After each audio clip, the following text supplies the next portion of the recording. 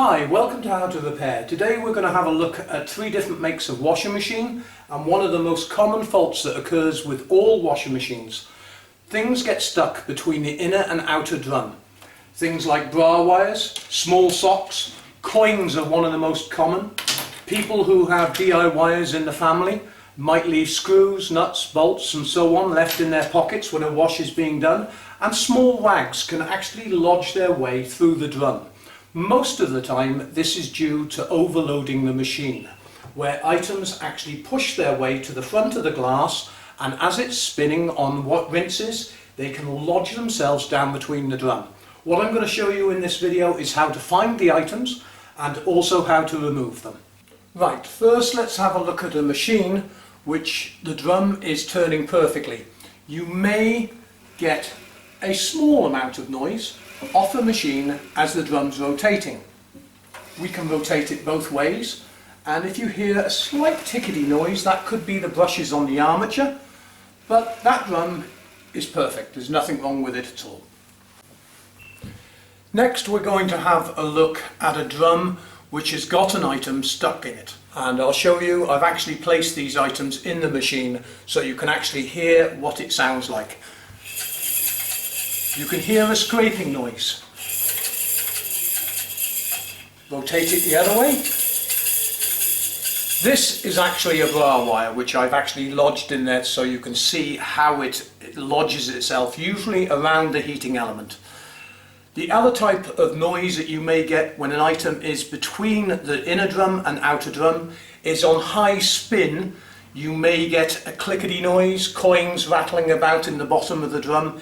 It's worth catching these straight away, because what can happen, as I'll show you in the link above now, is when an item actually ends up in the drum, it can either burn a hole, if it was a piece of clothing that was jammed in there, on the outer drum. It could actually, a coin could turn sideways and punch a hole through the drum.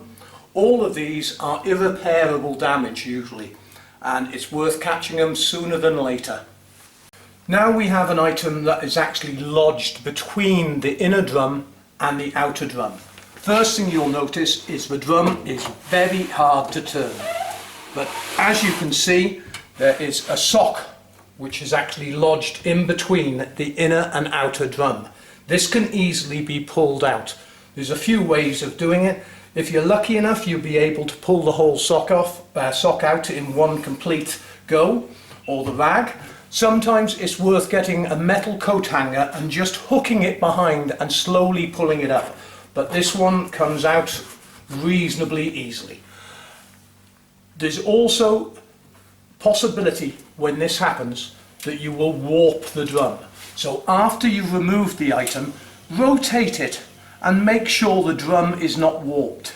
If it is warped, you can possibly push it back into shape using a rubberized mallet, or it's possible that you could use a clamp to actually try and bend it back into shape. But the manufacturer's gaps, and this is why the door seals are designed this way, are to have the seal as close as possible to the inner drum, but yet not touching. Other places, rags, small items, and especially baby clothing, can get down in between the drum and, as I said, onto the main sump hose. Now the main sump hose is what attaches to the drum going down onto the pump. Now some of these, as I said, have balls inside them. These are anti-siphon balls, but what can happen, and this has happened on many occasions, is rags, debris can get themselves lodged within this pipe. It is worth cleaning out the whole of this pipe if this happens. This is the pressure chamber which goes to the pressure switch. This part goes onto the pump, and this other pipe, which is not always fitted to all machines, is basically a drain down valve which allows you to drain the water before going into the actual filter on the pump. With modern technology comes all the benefits. One of the greatest tools I have in my washing machine repair kit is a Borescope. This is a cable that just plugs into your Android phone or to your iPhone or to a laptop or whatever. It's got a little camera built into the end of it, and also a light. You can use it for finding blockages in your sink units and also finding coins and other bits in washing machines. Right, we'll just use the Borescope here so you can actually see. We're going to poke the camera down between the drum. You might need to twist the cable. Well, and we found it straight away. And there we have a screw which is in the drum. Now, you might have taken hoses off, removed the heater, and you might not have seen this without this. And as I said, they're not expensive. They only cost you a couple of pounds. I think you'll find them from £5 to £10 on eBay, and I believe they come up into a 10-metre length cable, starting from about 1 metre. But there we go. That's a prime example of the best way to use these Borescope lenses.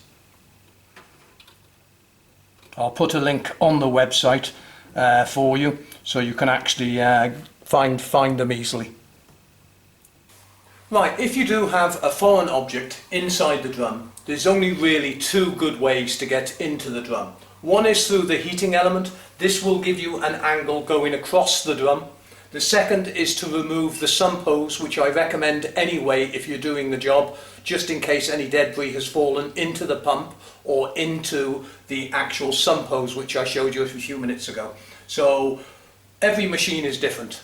Some you have to remove the front panel to gain access to the heating element, others you have to remove the rear of the machine.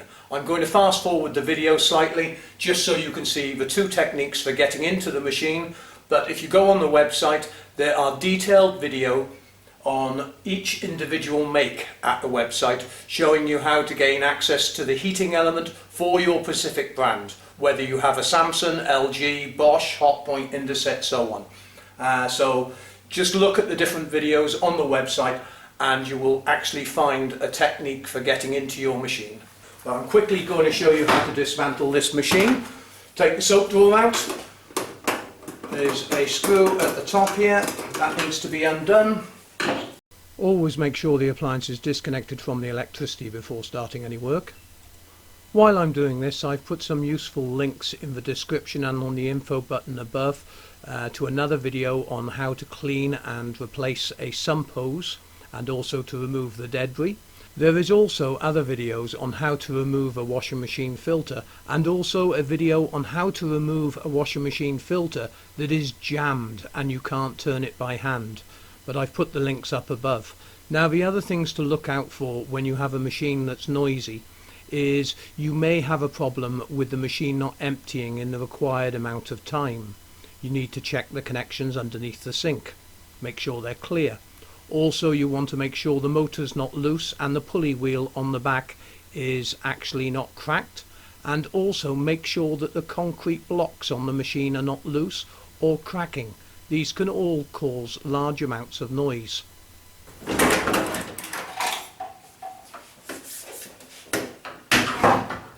Right, as I was saying, you have the heating element here, you also have the sump hose here. You don't necessarily need to take the front panel off or the rear panel off to gain access to the sump hose. You may be able to do this from underneath the machine. Disconnect the wiring to the heater and the NTC probe, remove the earth wire. You need to undo this nut all the way to the end of the threads.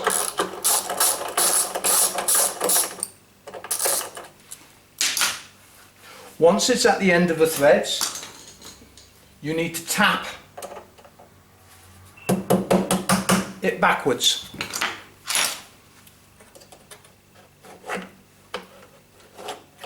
Lever the element towards you.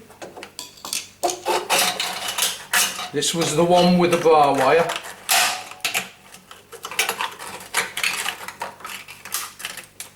And as you can see, the bar wire is attached, as I said, around the heating element.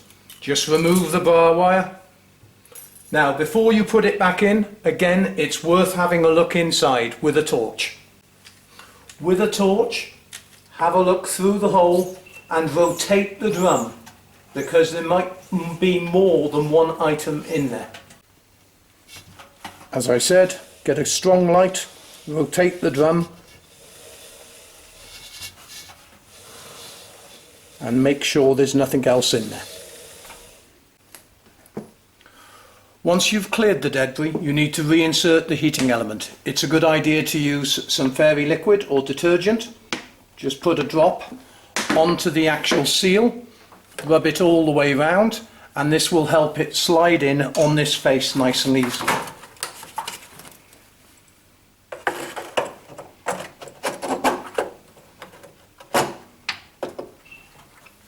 Again, you may need to knock the heating element in. Make sure the steel goes all the way up to the drum. And then when you do the nut up, this expands the rubber seal so you can actually make a good gasket all the way round. Replace the wiring and put the machine back together. Here we have the back of two other machines. This is the Beco I was showing you. The heating element is clearly visible, easy to access. On the hot point they put slightly smaller compartment, and we need to retrieve the screw and coin which I put in there for example purposes earlier. So I'll quickly show you on the hot point how to retrieve those coins just by removing the heating element. The sump hoses, as I said, on both types of machine are clearly visible at the bottom. On this one it's right at the front, at the hot point it's right at the back, but you can do that by leaning the machine over. So as I said, remove the wiring and the NTC sensor. Exactly the same procedure, although this is on the rear.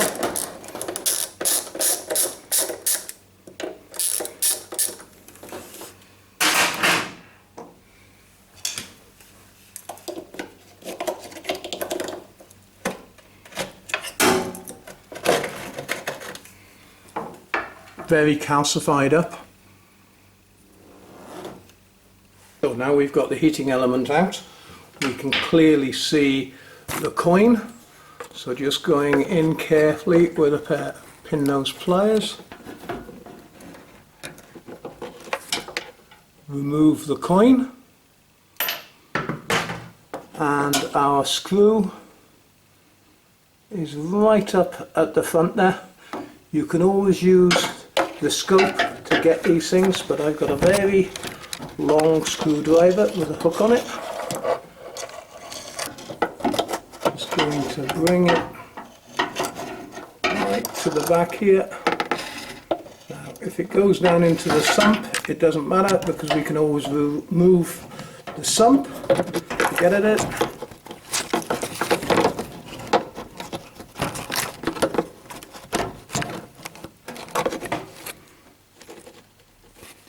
And then carefully remove the screw.